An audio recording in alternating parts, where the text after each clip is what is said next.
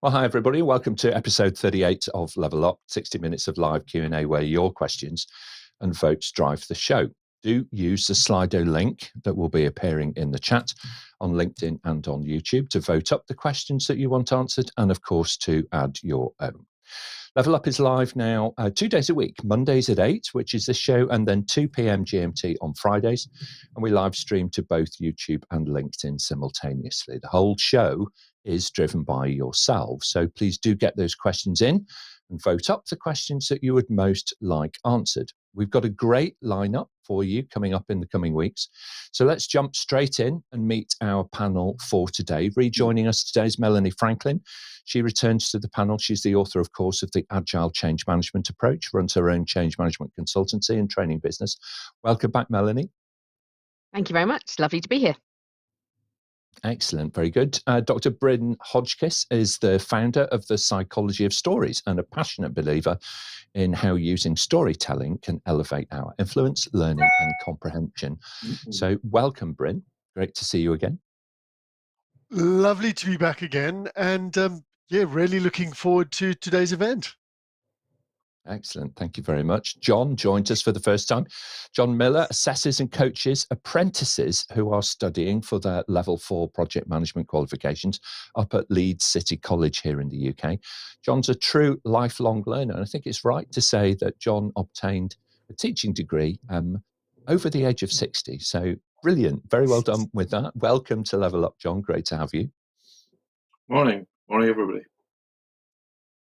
Thank you. Sunil Mehta leads Quint Consulting Services as their managing director across India, the Middle East and Africa. Sunil is a postgraduate in computer science and also holds an MBA in marketing, a regular contributor now to Level Up. He's recently begun his own series of QCS talks, so do check those out on YouTube. Welcome, Sunil. Thank you, Nick. Glad to be back on the show. Excellent. And Nick Vieira has been a contributor on Level Up actually since we began, I think. So he's an independent change and transformation leader. He works with organizations from all over the world, driving growth and delivering transformational change. Welcome back, Nick. Thank you very much. Really looking forward to this morning. And let's go. Excellent. All right. So good. Now, look, if you're watching this and you're thinking that you would actually be able to answer some of the questions, just volunteer in the chat. Straightforward. We'll be in touch with you to welcome you onto a panel for a future event. Our question master for today is Suchitra Jacob, who joins us from Bangalore in India. Suchitra, may we have our first question, please? Hi, everyone. Your question from Daniel in Oman. How do I make sure that everybody has a part to play while implementing change? Some people just wait for change to happen, assuming it's somebody else's role. It's quite a common habit, isn't it, really, to sort of sit back and wait until you feel a bit more comfortable and so on. John, why don't you kick us off and then we'll go to Sunil. Cheers and good morning, everyone. I think the key thing for me is to involve people in, if you're a team manager, to involve everyone in future direction of the business and get them consulting on what they feel about what's happening with the business, and also encourage them to take some sort of qualification because that helps them, give them confidence to put forward suggestions for change. That's for me. Thank you very much. And Sunil, please, and then Melanie. Yeah, I think the way it goes for me, because I've been part of a lot of changes, is to involve the entire team in creating the plan.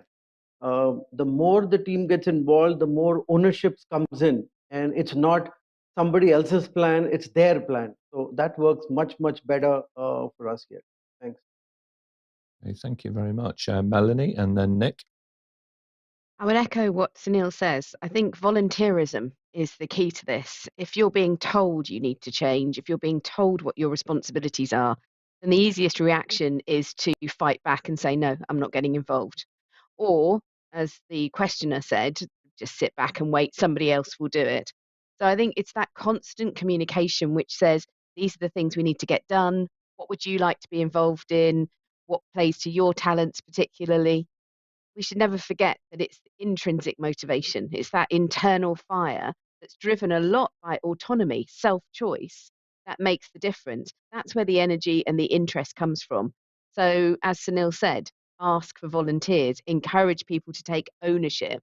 But you only do that if you keep asking them, what would you like to do? What can you contribute to? What changes do you need to make at your desk to make this change a reality? Make it personal, make it directly connected to what people are doing day to day. And then it's very much harder for them to go, oh, I just wait for somebody. So connect personally and ask all the time. Excellent. Thank you very much indeed. Great advice. Nick, your thoughts on this one, please. So from a leading change perspective, it doesn't just happen. And, echoing what has been said, it actually, to try and get everyone involved, you need to understand who needs to be involved up front. And that changes throughout the course of the change initiative. But you won't get people involved often without identifying people that need to be involved and actually proactively engaging. If you wait and hope for people to get involved, chances are they won't. Yeah, absolutely right. Sunil, final thoughts on this before we move on? Yeah. Again, this is something that we tried. It might not work everywhere, but if there are people who don't want to endorse change, they're always resisting change, we change them, unfortunately. So we need to move on. There are people who would be obstacles. There are people who will be very supportive. But at some point in time, we need to take that decision saying, is this the team? Is this the person who will carry forward to the next level or not? And unfortunately, we have to leave some of these gentlemen and ladies behind because they're not willing to endorse change. I think you raise a really good point, Sunil. We might revisit this a little bit later on in the show about, the concept of leadership and followers, and what do you do with those folks who don't want to get on the train as it leaves the station, so to speak. So very good, interesting to bring that up at this point. Thank you very much indeed. Great question. So very well done. Now, look, if you're watching us on YouTube or on LinkedIn and you would like to ask a question, don't be shy. Just type your question straight into the chat. One of our colleagues will pick it up and bring it through to us. Suchitra, let's move on. We'll take the next question, please. Maria from Dubai asks, what are some of the differences between a change leader and a change manager? Fantastic question, particularly for this show. Melanie and then Nick. I think leadership, first of all, is not necessarily hierarchical. So it's not that you have a leadership position, it's that you can take leadership as a role. And leadership is about taking on the responsibility for getting something done, for very clearly understanding what it is you're trying to achieve, why you're trying to do it, and perhaps not only lead yourself towards that objective, but also to take others with you so other people follow you. So I think, first of all, leadership is not positional, it's not hierarchical, it is a responsibility, it's a role. But as far as the difference between leader and manager is concerned in terms of change, I think that leaders, if they are in a sponsorship position, for example, one of the key things that they have to keep articulating what the direction is, what the destination is, so that everybody's clear that every activity that they take fits into and aligns with what we're all trying to achieve. There's something there around telling stories, compellingly encouraging people to want to get to the destination. And for me, the change management role is very much about managing the journey to that destination. And every single day, doing the replanning, working out what the achievements are, bedding things down.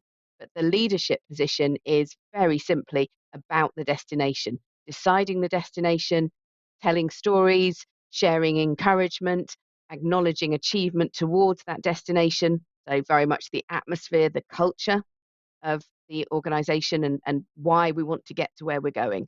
So, it's that bigger picture piece, destination for leaders, journey for the change managers. Excellent. Thank you very much, Melanie. Nick, what would you like to add to that?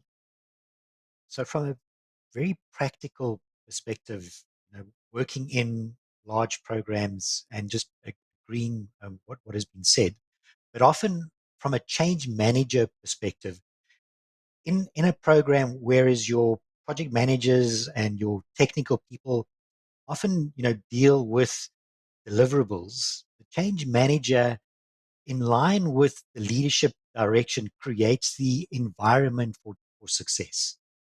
Looking at are people engaged? Are there interactions available for people? A lot of the in between kind of stuff. Are people understanding what is being said? Often you can talk to change leaders, program leaders, and then to technical people, and they might be saying the same thing, but they're using two totally different languages. As a change manager, you almost need to come between them and interpret. And so often from a change manager perspective, you apply leadership into the circumstances to create the environment for success so that people can deliver their deliverables. Yeah, I think you're absolutely right. There, Nick. There's this phrase which is often used as well around situational leadership. So I think everybody who is helping to manage change, either as an individual contributor or as a more formal change manager, if you like, with that particular role in mind, you do need to demonstrate situational leadership. Brin, you are really big on storytelling and the importance of that to be able to help embed thoughts and ideas, in people so that they become much more memorable and actionable. How important do you feel it is for storytelling to play a role for the change leader? Yeah, as you would suggest, I think it's a really important skill. And building on Melanie and Nick's points, change leadership isn't a position in a hierarchy. It's sometimes the ability to bring people along. Now, one of the best sort of storytelling hints I've thought is every organization consists of different tribes. I don't mean sort of ethnic or cultural tribes. I mean sort of communities that they speak a similar language, they have a shared sense of identity. And one of the best storytelling skills in change is to look at the tribes that you need to bring together and tell them a story, either that can unite all the tribes or that can speak to each tribe individually and bring them along. So, for example, in my work in the NHS, very consciously looking at, okay, what's a story that's going to help a general practitioner on a sort of digital journey within their practice? But then also, what's a story that's going to unite the tribe? So, again, in the National Health Service in the UK, getting patient stories, the stories of the people who are going to benefit for that improvement, and then feeding them back into the people involved in change helps to create that sense of motivation and personal commitment. Very good. Yeah, thank you very much. It's certainly true in the commercial world as well, outside of healthcare providers. Commercial organizations are most definitely tribal. You can kind of think of, perhaps folks who are involved in creating the value proposition and selling the products or the services, those who are involved in delivering them, those who are involved in supporting or accounting for the activity and so on. So these little tribes, most definitely exist, and they can also surface, of course, geographically, I suppose, as well. Melanie, you work all around the world, and Sunil, so do you. Do you find that these tribes exist either explicitly or implicitly, and you need to be able to try and kind of link them in, to Brin's point? I don't see much difference in terms of countries. To be honest, I think what we're discussing here is universal, and the fact that we've had questions already from so many different parts of the world indicate that. I think for me that the tribes that we could talk about is, and where there's a little bit of misunderstanding, Nick sort of alluded to it, is that there is the project management tribe and there is change management. And I think if in a leadership position, it is about understanding that perhaps project management is delivering on the tangible changes, the creation of something new, whether it's new processes, new systems. The change managers have a responsibility for the behavioral change, and that people are actually working differently at the end because they've started to use what the tangible creation from the project teams have actually created for them. The leadership role, I think, when we talk about the bigger environment piece, is looking across both of those and almost encouraging both of those tribes to come together. So as Nick says, sometimes in change management, we sort of sit as an interpreter between those different positions. But the ideal is that I think there is equal respect for both tangible and behavioral change, that actually benefits are only realized when the two come together. If you've got a talented sponsor who brings those relationships together all the way through and continually asks not just how are we doing on the project deliverables? Are they going to be delivered on time, on budget, and to the right quality? But also asks, are people getting involved in this change? Are they starting to be aware that they need to work differently? Are they enthused about working differently? Are they participating? Then that is really talented change leadership because it's so aligned to realizing benefits. Thank you. Thank you very much indeed. Sunil, final thoughts on this before we move on?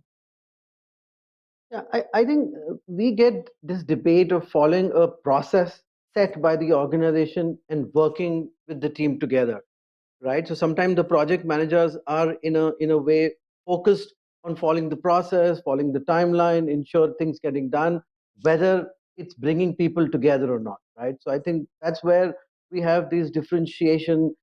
According to me, working with people is far better from a long-term perspective than just following a theoretical process that we've created, right?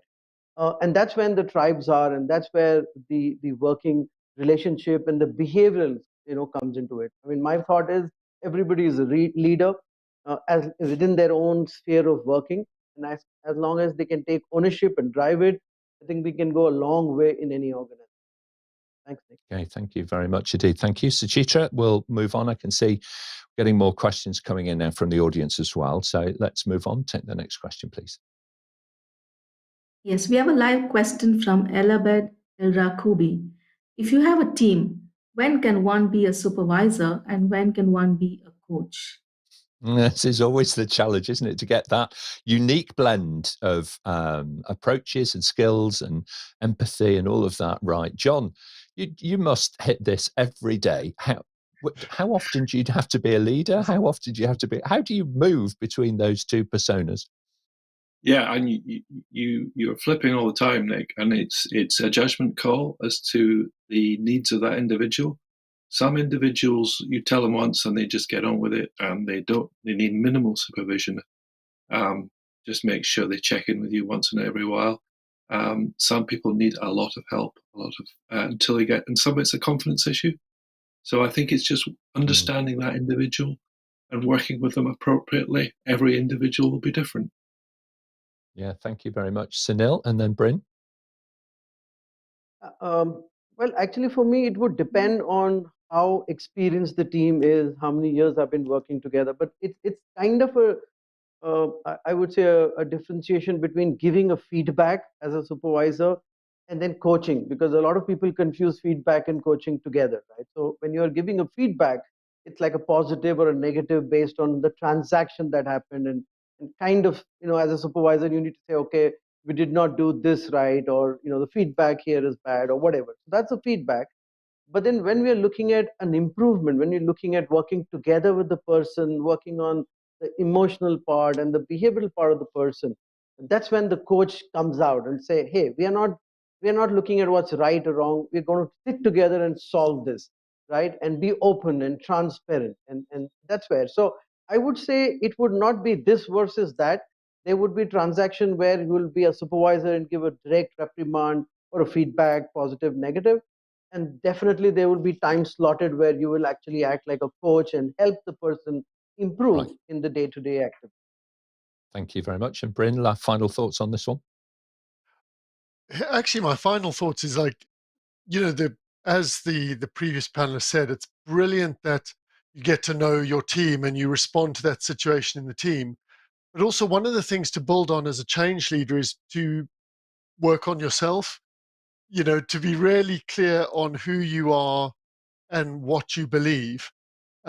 Because we actually don't know ourselves always particularly well. So while you're thinking about how do you shape the story of the team, how do we tell them the right stories to motivate my tribe, you've got to work on the story you tell yourself about yourself and be able to work from that place of sort of authenticity. I'll pause there because there's some interesting points to come back to on how you manage yourself in change. Absolutely. And well, let's revisit those in a few moments, if we may, Brin. The one thing that I would say is try and, to Brin's point, be authentic, be yourself. Okay. There are some tools and methods and so on that you can adapt, of course. adopt rather, but you must always, figure out how you are going to present them. I think we've all been in situations where we've kind of sat through with the bad news sandwiched in between two bits of good news. Okay, and so there's various terms for this around the world, but nonetheless, it is formulaic. Okay, it's formulaic, and people see it, all right, they spot it, and they know exactly what you're doing. So be authentic, be yourself, and speak from the heart. Get to know your team. That's the very best way to get the most out of them, I would say, if you can do. Excellent. Well, brilliant question. Thank you so much for asking it, because it really does touch at the heart of this leadership and coaching conundrum that we're all in. Suchitra, let's move on, please. We'll take the next question. Question from Sudip. Do you think there can be multiple approaches to implement a change? Absolutely. So let's start with Melanie, and then we'll go to Nick. Every change is different. The culture of your organization, what you're trying to achieve with the change, the people that are involved.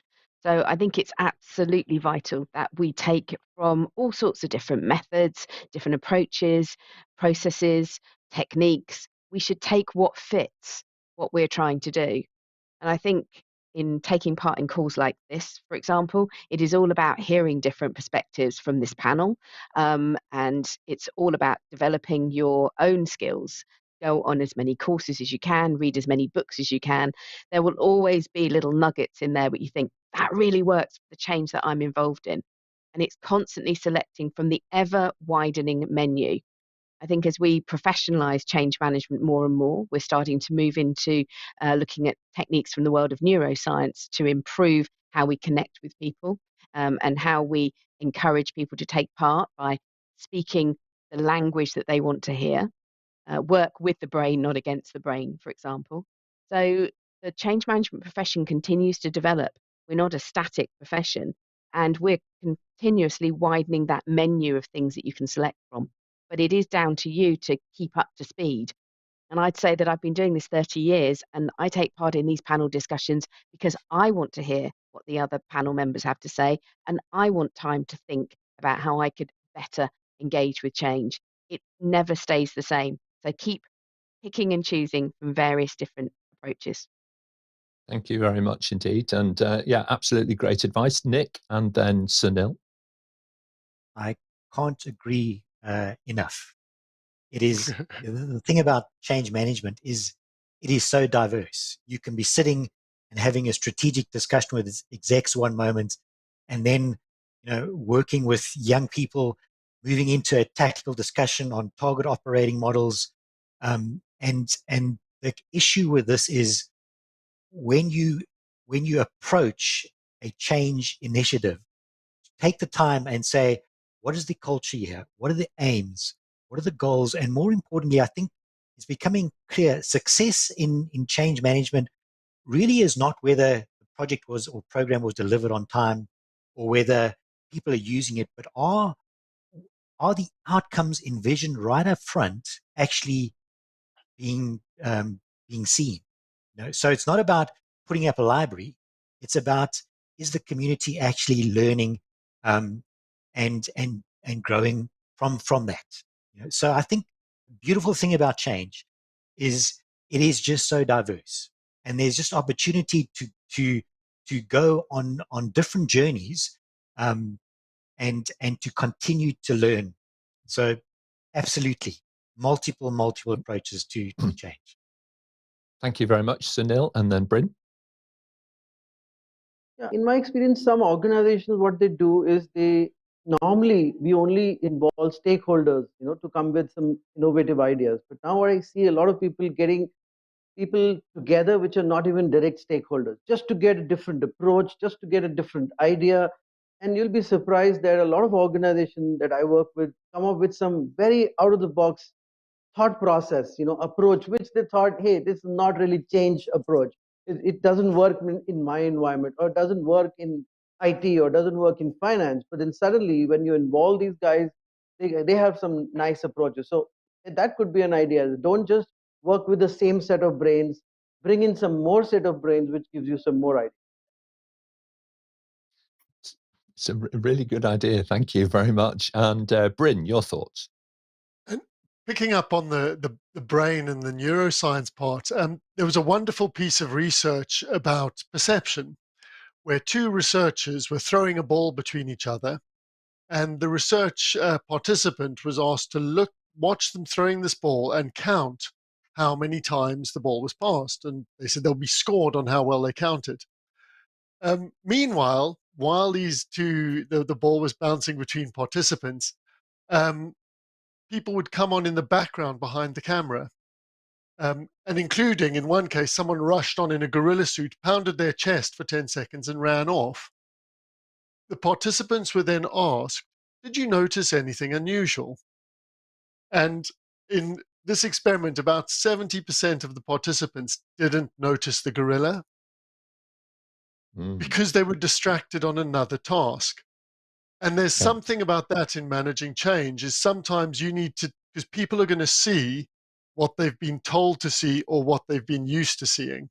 And sometimes you need to open that out a bit, either give them time to sit back and see the gorilla, or tell them a different story about actually, have you noticed that there might be a gorilla in the background that we've not spoken about? So again, that's part of taking those different approaches and changing people's sort of mental models of what the situation is. Excellent. Thank you very much indeed. I love that idea, actually. I've not considered that. Next time I'm in a tricky situation, I may hire somebody in a suit to come in behind me. Kind of do some stuff. Let's see what happens. Suchitra, let's move on. Next question, please. Live question from Vivek Kumar. How has change management evolved in the agile world? Okay, how has change management been evolving in an agile world? Melanie, I think I'm going to want to come to you first, and then I'll jump to Sunil.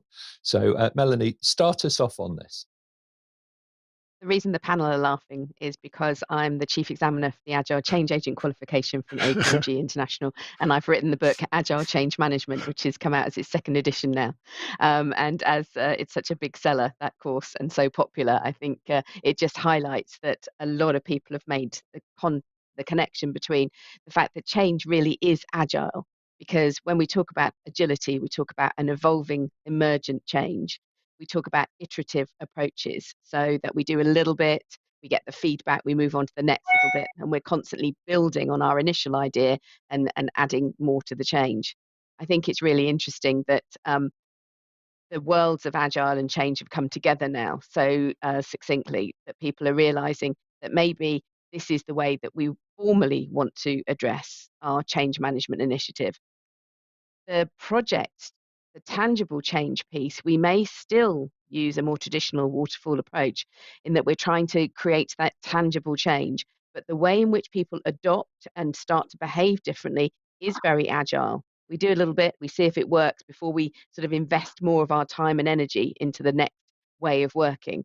So there is something that's very simple to understand, very intuitive in that agile approach. And I think that the two sit very, very well together.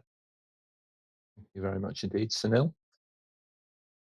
I mean, from my perspective, when I work with some of the practitioners, one of the things they change brings is impact analysis, approvals, a lot of work will, and that's true. As Melanie mentioned, the change style have come way together, but more that they're not yet adapting to it. The faster they adapt to it, the better we can move on to managing the change rather than just trying to figure out the approvals are stuck and where we need to push people to. I think, obviously the world has changed over the last 10 years. Agile has been part of most, if not all, of the executions that had happened together.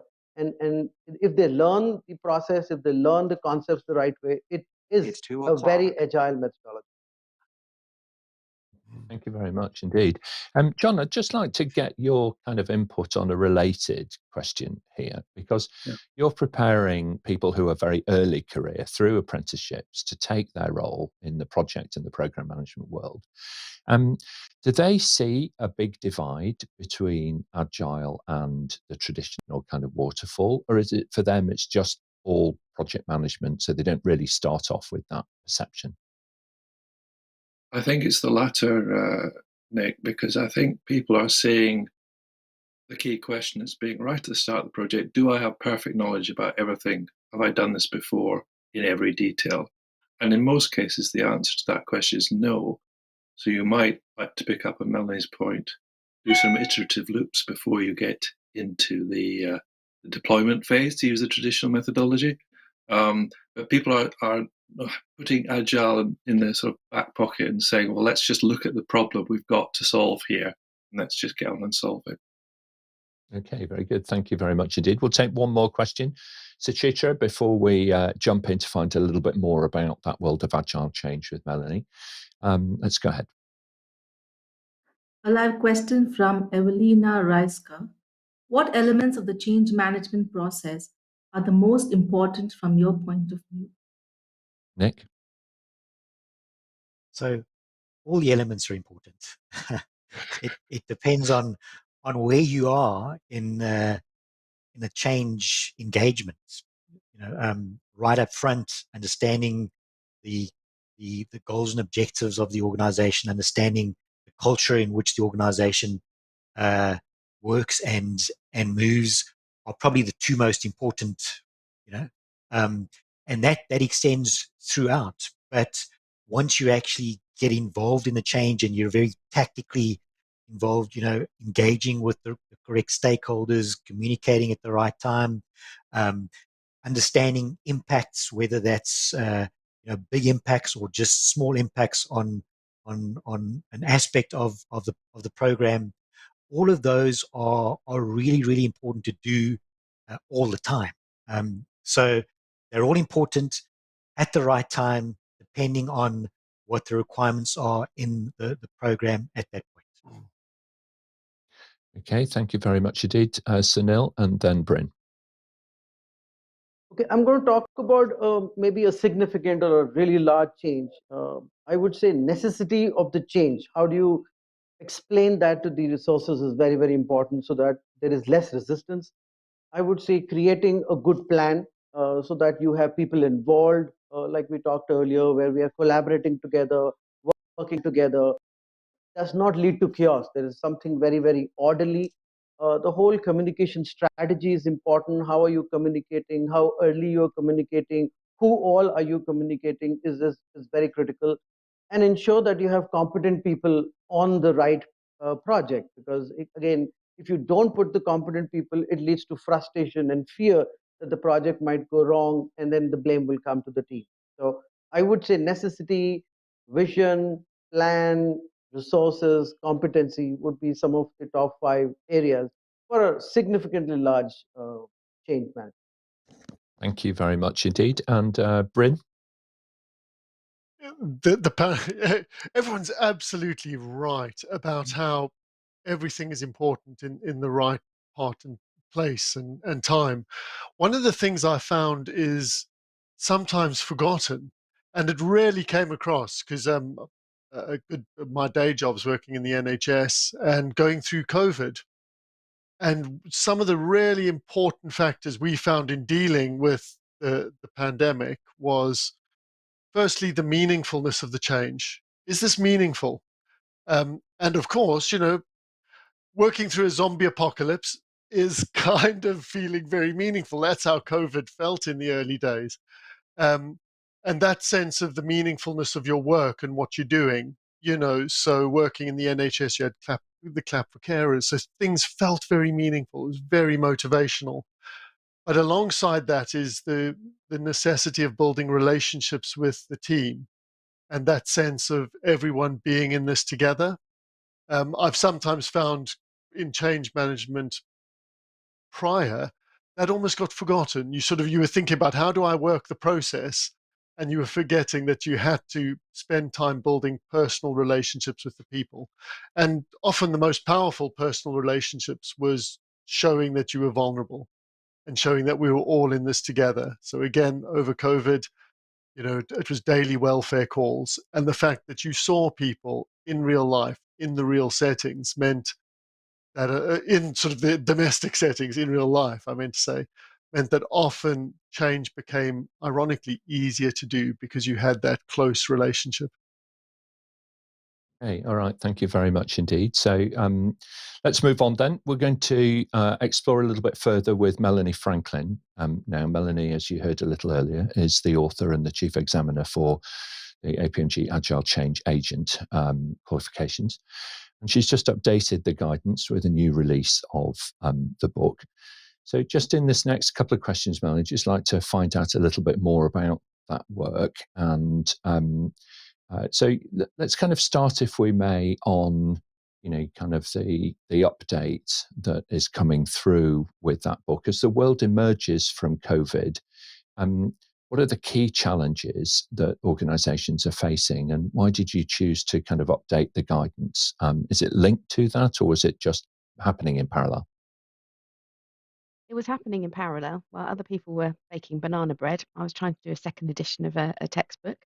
I think that I updated it because I wanted to bring in a lot more about neuroscience, a lot more from the School of Positive Psychology, a lot more on emotional resilience, which actually tied in very well to what we were all experiencing during the pandemic. And I think it's that ability to be able to keep going, the determination to keep going despite setbacks, that leaders and managers are looking for guidance on. And the whole book is about how do we do things, not what we should be doing. I think we've moved on a lot from being told that certain things are important. People want a Right. clue how they might actually achieve it. So it was all about making sure there was yet more practical ideas, more techniques for people to try. Excellent, thank you. And just thinking about change leadership now, in your experience, how should potential leaders build that strong following in their organization?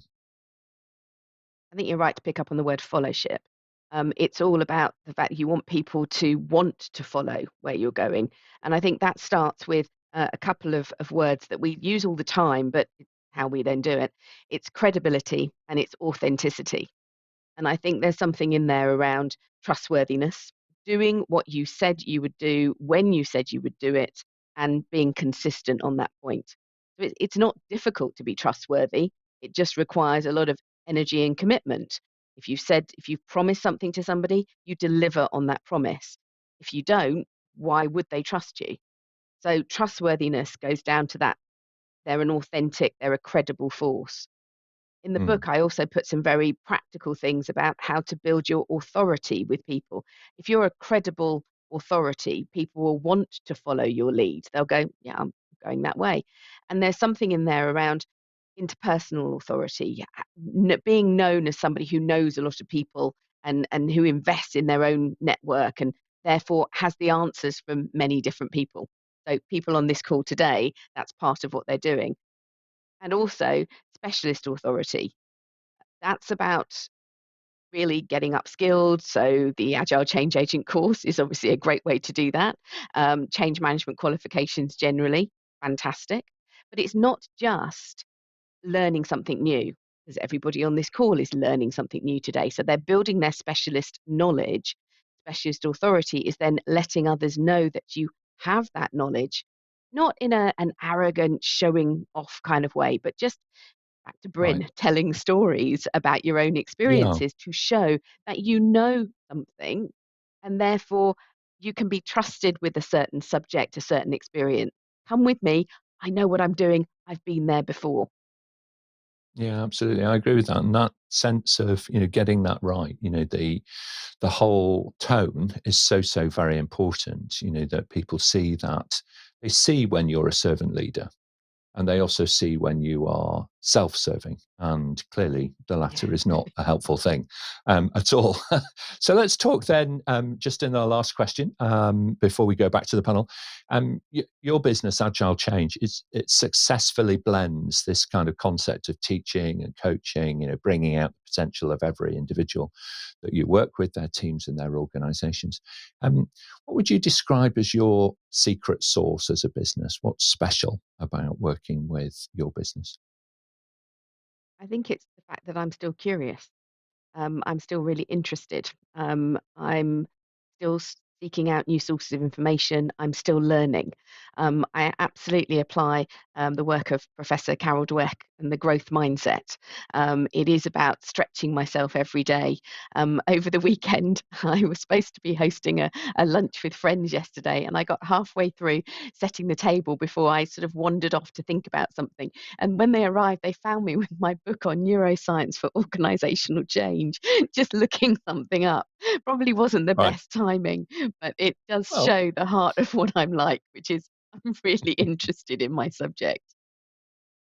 I'm sure that they had a great time. So excellent. Thank you very much indeed, Melanie. Really good. Really lovely to speak to you. I can see we've got more live questions and even more stacking up actually in Slido. So Suchitra, let's press on. Take the next question, please. Question from Vinod in Delhi. How can one avoid getting burned out as a leader? Leading a change can get very challenging at times. Thank you very much. Brin, start us off, then we'll go to John. First, thank you so much, Melanie. I've definitely added a few items to my reading list. That was fascinating. Part, I think, of how you can avoid getting burned out comes back to that sort of authenticity point we discussed earlier. And I made the point for saying, actually, you've got to learn about yourself to help you to lead change. And part of it is recognizing the character you are in your own story, or the characters you have in your own story. What are you the heroic character at? What are you really good at?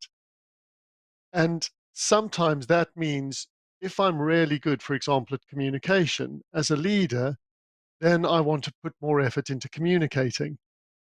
But there's also the reverse of that. If I realize that as a leader, as a person, I'm not the best person to lead in certain situations, consciously stepping back from that aspect of the change and let other people take that leadership role.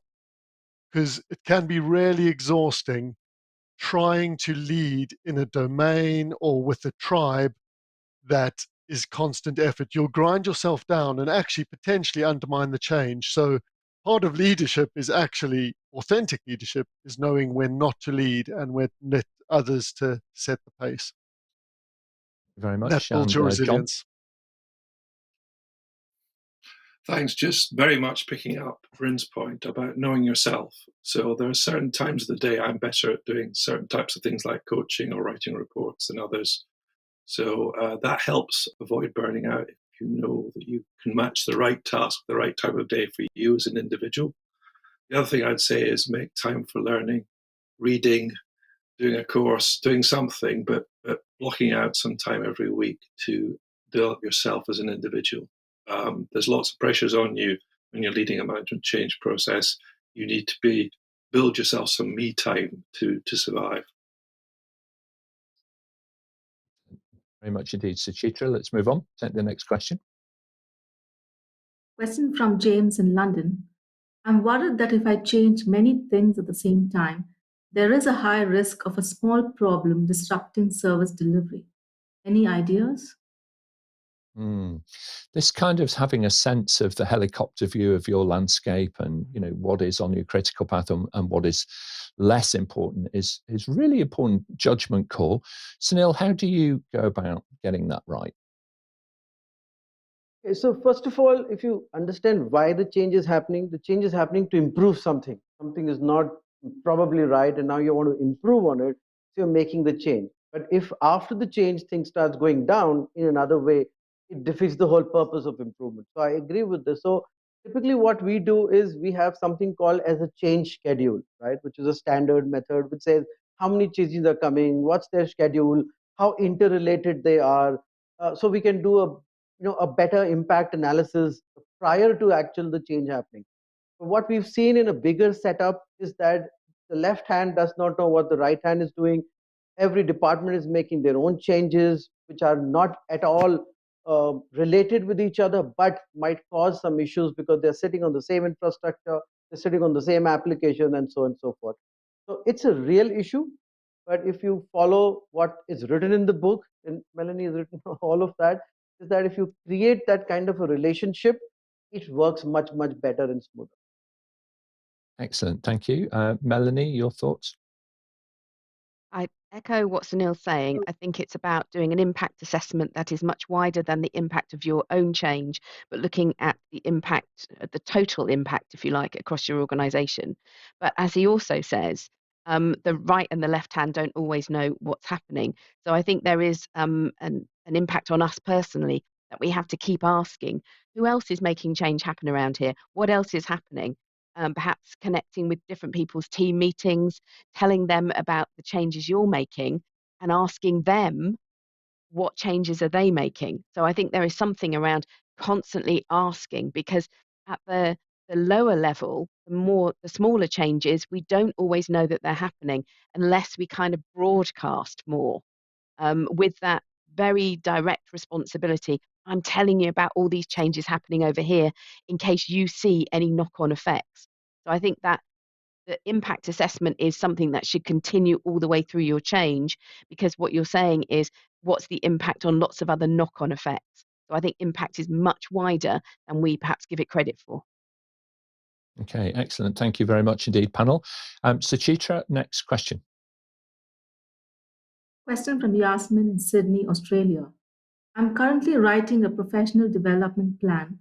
What practical steps can I take to improve my change management skills? Well, you've taken the first step by having a plan. Most people don't have a plan. Most people have a dream, or they use prayer as a strategy. Now, I'm all for that, but having a plan is a huge step forward. So, really great question. So, I'm actually going to break with tradition here, and I'm actually going to go around the panel and ask for a single thing that you could add to your professional development plan, all right, in order to be able to improve some change management skills. So let's start with Sunil this time. Sunil, what one thing do you think you should add on a change manager's professional development plan? Okay, apart from the formal certification, I'm going to add a concept on emotional intelligence. I think that's working with people is the most difficult thing if not emotionally mature. And we've seen arguments happening in the organization, including ours, blame game happening for no fault of each other. It's just the circumstances like that. And if we work together, and trying to find the truth rather than trying to figure fault, the whole thing works better. So I would say try to figure out a little bit more, do some assessments to EQ, find out what you can add to that, which makes you work better with people. Okay, thank you very much. John, which one thing would you add on that shopping list? I think the most important thing is to find a mentor, either inside your organization, if it's a big organization, or someone who can challenge you, following Nick's point and Brin's point about getting sort of other people's perspective on your own self-development as a manager. Great advice, that outside in view. Brin? You think I'd say storytelling, but actually what I'm going to say is invest time to get to know yourself. What are your strengths? What are your unfair advantages? Because that's going to be a foundation you can build everything else on. Thank you very much. Melanie, and then Nick. Get the Agile Change Agent qualification. It comes with CPD points so that you've got evidence, and nobody can ever take a qualification away from you. And it does announce to the world, I've invested in myself. And in change management, we keep asking people to change their ways of working. Well, if you've invested in yourself, you've already shown I'm prepared to keep changing. So you're being an authentic leader as well. Excellent. Thank you. And Nick? So all of the above, but look for opportunities to actually get involved and learn. Experiences, learn from them. Don't be afraid to volunteer for things that might give you some sort of experience. All of that is part of your professional development. Excellent. Thank you very much. There was a lovely post, visual post, to be fair, so I'll describe it for you on LinkedIn just last week. For the mathematicians, it had the value of 1.0, and that was raised to the power of 365. Okay.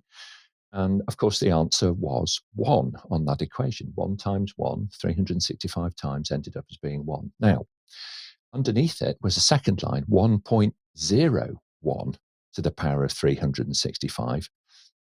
I'm going to be authentic here. I can't remember what the answer is, but it was a huge number, because a tiny little change every day in what we actually do makes a big difference over time. So do start on that learning journey. Do start executing your professional development plan.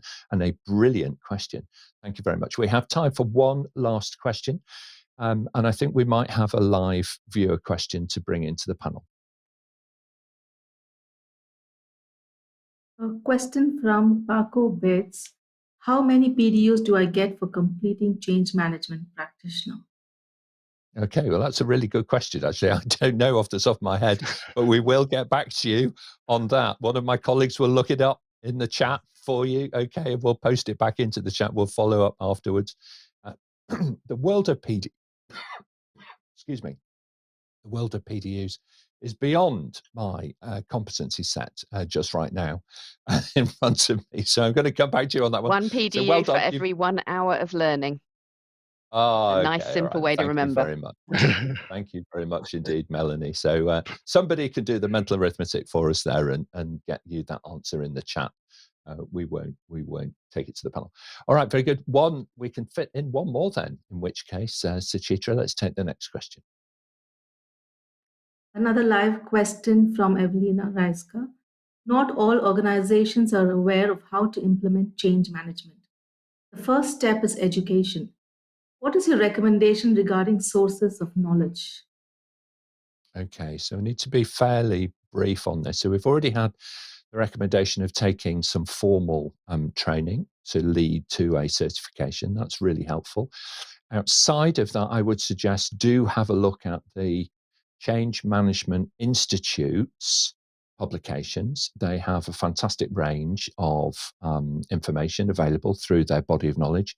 And also, of course, there's the APMG Change Management Foundation qualification that you can take and move on to the higher levels, which include things like practitioner. Melanie, what would you like to add to that? I think the simplest thing is to keep saying the same thing, tell the same story. We've got Brin as an excellent storyteller here. But keep a very simple story about the difference between tangible change from the project world and behavioral change from change management activities, or if you want to call them business readiness. Create that story for yourself, and so that you can explain to people what change management is whenever anybody asks you. Because I think if you can get that conversation going in your organization, then you'll get people asking for more information, and you can give them something more formal. But first, work out a simple story that you can keep repeating about what change management is for you, and tell that story authentically. Okay, excellent. Thank you very much indeed, Melanie. Well, great job to our producers out there who have been watching and interacting with us and asking those questions and getting your ideas through, because all of your questions have really driven the show today. So what I'm going to do now, I'm just going to come round the panel to ask for their closing remarks. So Melanie, if we may, we'll start with you and then we'll go to Nick next. I think the thing that I've taken from this panel discussion is I've really enjoyed the thread around continuing to learn, continuing to develop. And I praise everybody who came on board live this morning, but also all of you that are watching this as a recording. Take away the nuggets of information that most resonate with the changes that you are involved in. If you just pick up one tiny thing, it goes back to what Nick said, didn't it, about the maths equation. One tiny little piece from this level up conversation might make a difference to the change that you're involved in. Thank you very much, Nick. And then Sunil. So I think, participating in these panels is such a wonderful learning experience every single time. So just encourage you to, watch out for them, It's a wonderful opportunity that is out there. And if you're involved or interested in change, it is so diverse. There are just so many different opportunities. And there is just, potential to go in so many different ways. So a wonderful opportunity. Thank you. It's been great. Thank you very much indeed. Sunil and then John.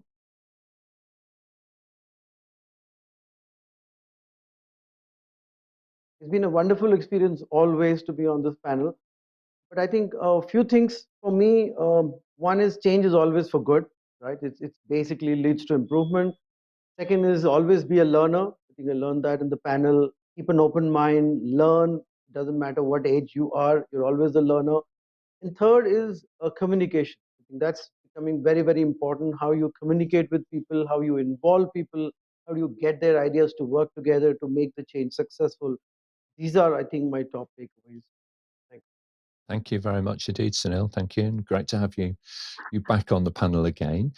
John, your final thoughts, and then Brin. So a very brief thought from me would be get your outputs, outcomes, and long-term benefits really clear when you're starting planning the project. They really help as you manage the change right through the project. That's really good advice, John. And it is something that I think everybody struggles with because they just don't know. And helping to facilitate that conversation will help others out hugely and build that following that we were describing a wee bit earlier. So you can be the leader there, actually. You can step forward. You can facilitate that amongst your colleagues, even if they're flat spinning a little. Brin, your thoughts, please, and then we'll go to Suchitra. I mean, I've spoken about tribes and I've spoken about gorillas, but the thing that's going to stick with me the most is actually the really great input from the other panelists. I'm going to steal a lot of your pearls of wisdom. I really love your one, Melanie, about pick a simple story that you can keep repeating. So, yeah, maybe I should add on to tribes, gorillas. I'm going to add on right at the end just a little bit of theft. So intellectual theft, I think, is an excellent trait to bring to these things. Okay, all right. I think as far as I'm aware, so long as you acknowledge its source, then you'll generally, you'll be okay. All right, within the world of education, you should be all right on that one, Brin. And if you're not, then send me a postcard and we'll see what we can do to help you out. Okay, all right, very good. And Suchitra, your closing thoughts for today, please. It's been a great show, Nick. I've personally enjoyed listening to everyone contribute, and we've all been trying to manage change of some sort or the others most of the past 2 years, I would say. So I really enjoyed and I have a lot of takeaways. So thank you to everyone. Right. Okay. Thank you very much indeed. Thanks very much indeed, panel. Now, I'm sure if you've been inspired by our panel today and if you're getting value from our content, then please do leave a comment below and help spread the word by liking and sharing the video, if you would do. Coming up on Friday, the 1st of February at 2 p.m. GMT, we'll be looking at the top skills that you need to be able to get into cybersecurity. And next week, going to be turning our attention to how to become a business relationship manager and discuss what the key skills are that we need to build a career as an IT auditor. Subscribe to the show and we'll send you a personal summary of what's coming up and how you can join us here on the panel and level up your career with APMG. Thanks, everybody. We'll see you on the next show. Thanks. Bye-bye now.